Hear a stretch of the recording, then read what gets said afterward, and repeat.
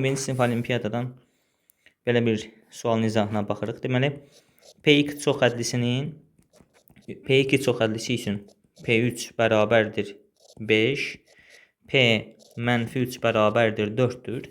Sual budur ki, Px çoxhədlisini x kvadratı çıx 9-a böləndə qalıq nədir?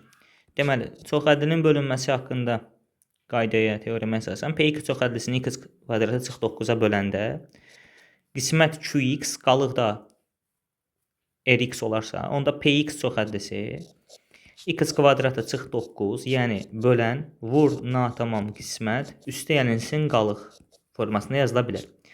Və biz kvadratik ifadəyə bölürüksə, qalıq ən çox 1 dərəcəli ola bilər. Yəni biz kuba bölürdüksə, qalıq ən çox kvadratik ifadə olur. Yəni 2 dərəcəli bir ifadəyə bölürüksə, qalıq ən çox 1 dərəcəli. Bax, bizim axtardığımız qalıq budur. İndi P3 5-dirsə, x-ların yerinə 3 qoyaq. P3, bura 3 nöqtəsində 0-a çevrildi. Bura 3 nöqtəsində nəyə bərabərdir? 3a üstə b bərabərdir 5. P mənfi 3, x-in yerinə mənfi 3 yazdıq. Yenə bura 0-a çevrildi. Bura nəyə bərabər oldu? Mənfi 3a üstə b bərabərdir 4. Və bunları tərəf-tərəfə toplayıb sistemi həll edək. 2b bərabərdir 9, b bərabərdir 9 bölü 2. B-ni 9 bölü 2 tapandan sonra qoyaq yerinə. 3a üstə gəl 9 bölü 2 bərabərdir 5.